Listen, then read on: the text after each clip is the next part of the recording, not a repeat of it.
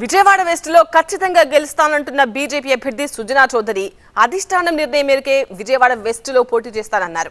వలస నేతలకు బీజేపీ టికెట్లు ఇచ్చింది అనడం సరికాదన్నారు. ఇతర పార్టీల నుంచి వచ్చిన వారు కూడా సీఎంలయ్యారన్నారు. ఇదే అంశంపై మరింత సమాచారం టీవీ9 కరెస్పాండెంట్ క్రాంతి అందిస్తారు.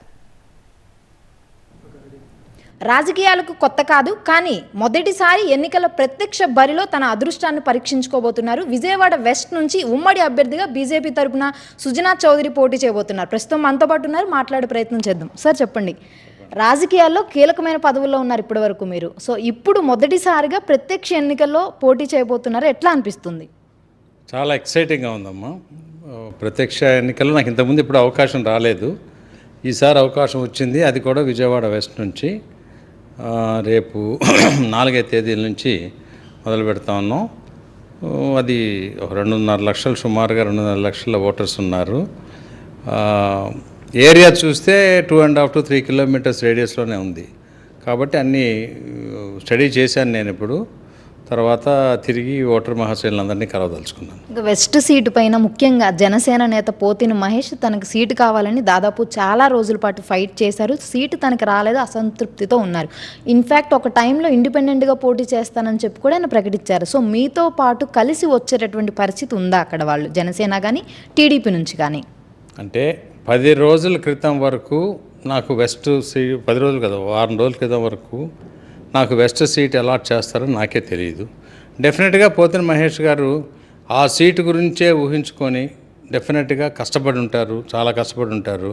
డెఫినెట్గా జనసేన పార్టీ, పవన్ కళ్యాణ్ గారు ఆయన సాటిస్ఫై చేస్తారు. నా తరపున నేనేం చేయాలి, పార్టీలో వాళ్ళతో కలిసి తీసుకెళ్ళటం, తర్వాత ఫ్యూచర్లో జరగబోయే రాజకీయాల్లో ఏ విధంగా మహేష్ గారు ఉపయోగపడతారో ఆలోచిస్తాం. సో బీజేపీలో కూడా వలస నేతలకే ప్రాధాన్యత ఇచ్చారు, టీడీపీకి అనుకూలంగా ఉన్న వాళ్ళకి కమ్మవారికే సీట్లు ఎక్కువగా వెళ్ళాయి అనేటటువంటి విమర్శ కూడా ఉంది. మరి ప్రస్తుతం పరిస్థితులు చూస్తే కూడా ఇచ్చిన సీట్లలో కమ్మ సీట్లు ఎక్కువ ఉన్నాయి కదా. అంటే వలస నేతలు అంటే నాకు అర్థం కావట్లేదు.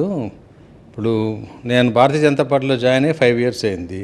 అందరూ కూడా ఎక్కడో ప్రయాణం మొదలు పెడతారు. ఆ విధంగా వస్తే పవన్ కళ్యాణ్ గారు ప్రజారాజ్యం పార్టీలో మొదలుపెట్టారు, వచ్చి జనసేన ఉన్నారు. చంద్రబాబు నాయుడు గారు ఆయన ప్రయాణం కాంగ్రెస్లో మొదలైంది. ఎంతకాలం వలస అంటారు?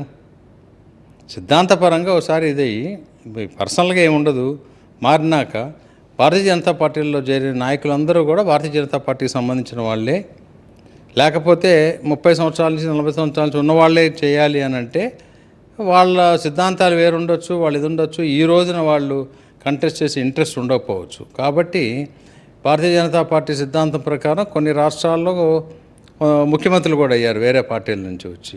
పురంధేశ్వరి గారు 10 సంవత్సరాలు అయినట్టుంది కాంగ్రెస్ నుంచి వచ్చి.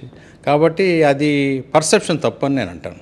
సో ఇంకొక పక్కన సీట్లు సర్దుబాటు విషయంలో కానీ పొత్తు విషయంలో కానీ గెలుపు చూసుకుంటే కనుక పొత్తుల వల్లే జనసేన, బీజేపీ, టీడీపీకి మైనస్ అవుతుంది అనేటటువంటి విమర్శ ఉంది. మరి గెలుస్తుందంటారా? ఖచ్చితంగా ఏపీలో గెలుపు సాధిస్తుందా కూటమి?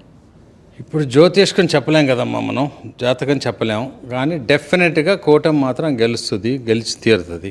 కెమెరా పర్సన్ సురేంద్రతో క్రాంతి, టీవీ9 విజయవాడ నుంచి.